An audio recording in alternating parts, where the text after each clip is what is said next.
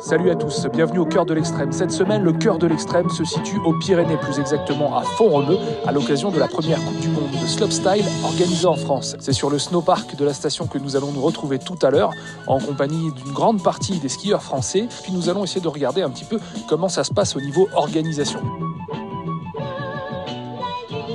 Alors je ne suis pas encore tout à fait arrivé au sommet ici de Font-Romeu, puisque je suis dans le télécabine qui va m'y mener.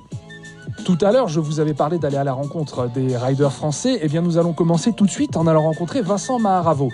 Vincent est un rider freestyle, il a 19 ans, il fait partie de l'équipe de France et il est également le local de l'étape puisqu'il réside ici à Font-Romeu. On va tout de suite faire plus ample connaissance avec Vincent. Il va également nous présenter le snowpark.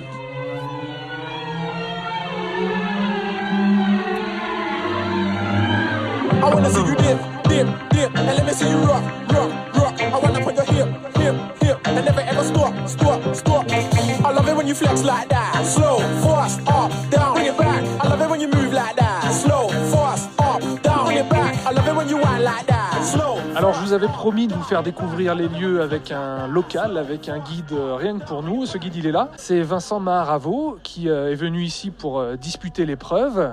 Bonjour Vincent. Bonjour Bruno. Et alors Vincent, tu vas nous parler un petit peu de Font-Romeu. Les Pyrénées, c'est pas forcément le premier endroit auquel on pense lorsqu'il s'agit d'une Coupe du Monde de ski. Parle-nous justement du projet slopestyle, ici à Font-Romeu.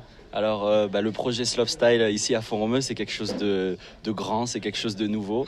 C'est une grande première, comme tu l'as dit, pour les Pyrénées. Et pour la France aussi, parce que c'est la première Coupe du Monde de slopestyle qui a lieu en France. Et donc pour moi, ça se passe à la maison et c'est quelque chose d'extraordinaire. Tu as eu cette première journée d'entraînement sur le parc. Quel est ton ressenti? Qu'est-ce que tu en as pensé? J'ai trouvé qu'ils ont fait énormément d'efforts. Les bosses, elles sont super. Je ne m'attendais pas à sauter des sauts aussi gros ici. Et ils ont fait énormément de mouvements de terrain l'été dernier. Donc on a des préformes qui permettent de faire des sauts de Coupe du Monde. Et ensuite au niveau des modules de rail et tout ça, c'est original, varié. Et je pense qu'on va pouvoir être créatif sur tous ces modules. Est-ce que la météo peut jouer un rôle important? Là, par exemple, nous, on s'est réfugiés dans le restaurant qui est juste en bas du snowpark parce qu'il faisait sacrément froid dehors. Cette météo, il y a du vent, il y a des averses de neige. Quel rôle ça va jouer pour toi? Alors, c'est vrai que nous, en freestyle, c'est un sport extrême, donc c'est un sport d'extérieur, on est vachement dépendant des conditions météorologiques.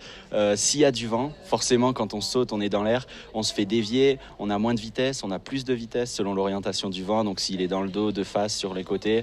Après, au niveau de la neige, s'il neige, la glisse n'est pas la même, on n'aura pas la même vitesse sur tous les runs. Et ensuite, si le jour blanc, s'il n'y a pas de soleil, quoi que ce soit, on perd un peu nos repères dans l'air, donc on ne sait pas si on a les pieds en haut, les pieds en bas. Donc les shapers s'occupent de faire des lignes bleues en fait dans les réceptions et sur les sauts pour nous donner des repères. Avec l'entraînement, avec l'expérience, on commence à connaître quelques paramètres et du coup on arrive à gérer ça, notamment quand on skie, le son du vent dans les oreilles, la vitesse qu'on prend, la vitesse à laquelle le saut arrive en face de nous. Tout ça, ça nous permet de gérer un peu notre vitesse, de gérer tout ce genre de choses. Donc au final, même si les conditions sont changeantes, on arrive toujours à se régler, à avoir la même vitesse à chaque fois, qu'on ait un coup de vent dans le dos ou un coup de vent de face. C'est tout de l'expérience et de l'entraînement. Là, tu fais partie de l'équipe de France de slopestyle, de ski freestyle plutôt, qui est une structure assez nouvelle. Qu'est-ce que ça t'apporte de faire partie de cette structure? Alors, avant mon entrée en équipe de France, j'étais assez, on va dire, indépendant. Je faisais tous mes petits trucs tout seul à droite à gauche ou avec mon père. Et puis c'est vrai que cette entrée en équipe de France m'a permis de faire partie d'un groupe, être encadré. On a un médecin, on a un kiné, on a un préparateur physique, on a un coach. Tous sont super, tout le monde est au point.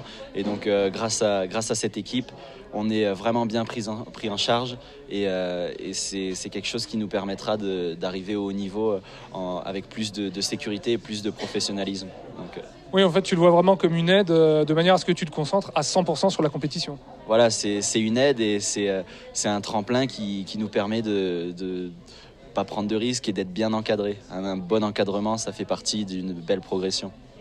Oui, forcément, toi, les tremplins, ça te connaît. D'ailleurs, si tu veux bien venir avec moi, on va braver le froid et on va justement étudier ce snowpark et tu vas me présenter les différents modules si tu es d'accord. Et je suis d'accord, allons-y.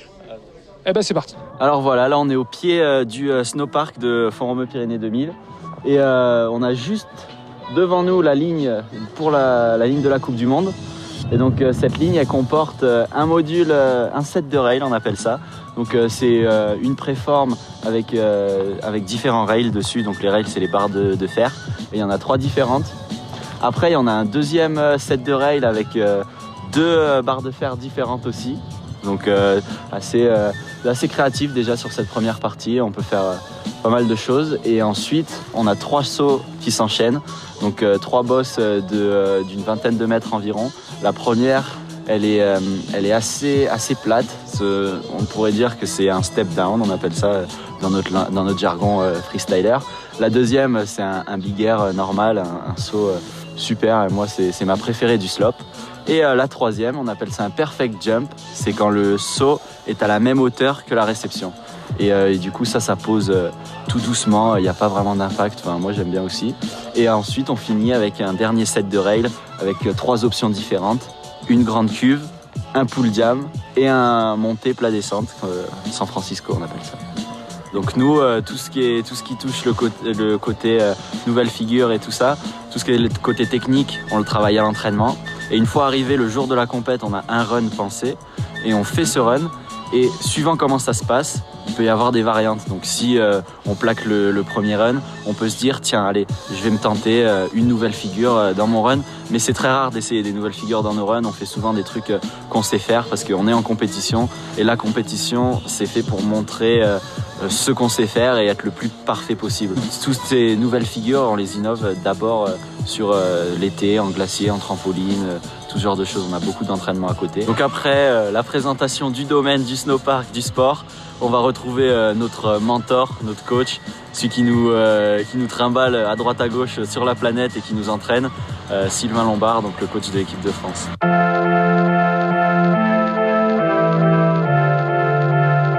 Et voilà, comme le disait Vince, nous sommes maintenant avec Sylvain, le coach des équipes de France, c'est ça, on peut dire ? Tout à fait, c'est bien ça. On imagine qu'ici, cette première étape, cette première Coupe du Monde de slopestyle à Font-Romeu, c'est un gros rendez-vous pour les Français. Oui, tout à fait. C'est la première Coupe du Monde de slopestyle. Il y en a déjà eu un halfpipe, mais en slopestyle, c'est la première en France. Oui, c'est un grand événement. Pour nous, c'est important. Pas évident, car c'est la première de l'année et que c'est toujours pareil. La première de l'année, il faut être prêt. Donc oui, c'est quelque chose pour nous. Nous sommes maintenant avec Tess Le 2. Bonjour Tess. Bonjour. Donc tu es aujourd'hui le futur, mais déjà le présent du ski freestyle, slopestyle en France. Aujourd'hui, nous sommes donc à Font-Romeu. C'est ta première épreuve de la saison. Qu'est-ce que tu attends de cette épreuve ? C'est un peu compliqué, j'ai pas encore fait de compétition cette année, du coup ça va être la première, ça va être un peu le test. Après forcément j'ai toujours de grandes ambitions, donc je vise le top 5, mais après on va voir avec le temps et tout ça. Les débuts de saison comme ça, la première épreuve, c'est toujours difficile, on ne sait pas où se placer, enfin comment se placer dans la hiérarchie. On a besoin comme ça de quelques épreuves, de se confronter à ses concurrents pour avoir une idée précise de là où on est. Bah oui, forcément, on sait pas trop le niveau qu'ont pris les filles pendant les entraînements avant l'hiver, donc on sait pas trop à quoi s'attendre et c'est un peu la première et c'est un peu le test quoi. Et qu'est-ce que tu as pensé donc de ce snowpark ici à Font-Romeu ? Ça a l'air un peu compliqué à rider, mais je pense faut s'habituer à tous les terrains et ça va le faire.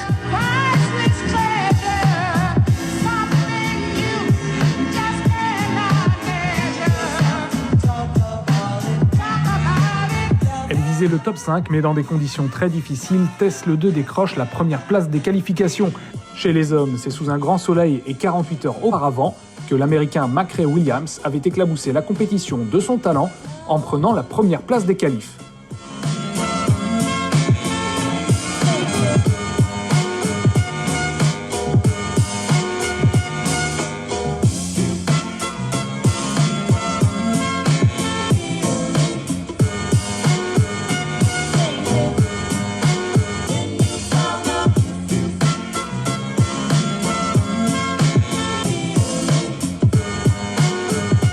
Alors ça y est, les qualifications se sont terminées. Je suis ici avec Vincent, qu'on a vu plus tôt dans l'émission.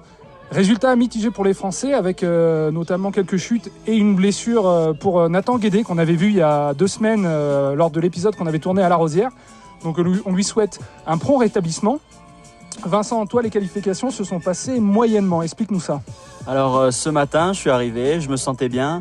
J'avais une petite douleur au genou, mais j'ai quand même pu réaliser toutes les figures que je voulais faire. Et du coup, j'ai fait mon run de haut en bas. Sauf que j'ai fait quelques petites fautes, notamment j'ai raté des grabs ou j'ai pas fait des réceptions très propres. Donc forcément, dans le freestyle, il faut être parfait. Aujourd'hui, j'ai pas été parfait. Donc ça m'a coûté quelques points sur le jugement, mais j'en garde quand même une super expérience de cette première Coupe du Monde à la maison à Font-Romeu et on a eu des conditions top. Ouais, c'est vrai qu'aujourd'hui la journée est vraiment très belle, c'est vraiment exceptionnel.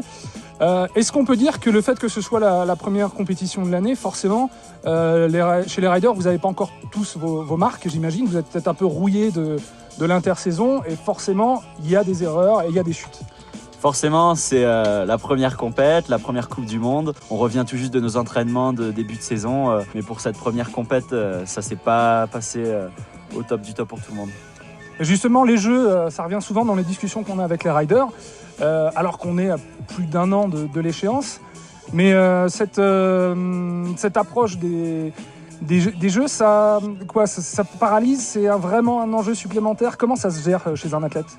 Alors, c'est vrai que les Jeux Olympiques, c'est un peu l'aboutissement d'une carrière. C'est la grande compète, le grand rassemblement de tous les sportifs internationaux. Et donc, on a un peu plus la pression parce que forcément, tout le monde veut se qualifier, tout le monde veut participer à ce bel événement. Et donc, on va essayer tous de faire de notre mieux pour pouvoir se retrouver là-bas. Donc, c'est quelque chose qui nous tient vraiment à cœur. Et donc, on essaie de se donner les moyens pour pouvoir en arriver jusque-là. Eh ben, merci Vincent de nous avoir accompagnés durant cette émission et de nous avoir un peu montré les magnifiques paysages des Pyrénées. Malheureusement pour le show, les conditions météo ne permettant pas de disputer les finales, le podium est établi selon les résultats des qualifications. Bonne nouvelle donc pour Tesla 2 qui démarre fort bien 2017 en remportant cette épreuve. Et du côté des hommes, c'est donc Macrae Williams, l'Américain, qui l'emporte. Voilà, ainsi se termine notre émission spéciale consacrée à cette compétition de Font-Romeu. Malheureusement, les conditions n'ont pas été avec nous. Néanmoins, j'espère que vous avez apprécié découvrir ces riders et puis ces côtés backstage ici dans les Pyrénées. Je vous donne rendez-vous la semaine prochaine dans les Alpes, au cœur de l'extrême.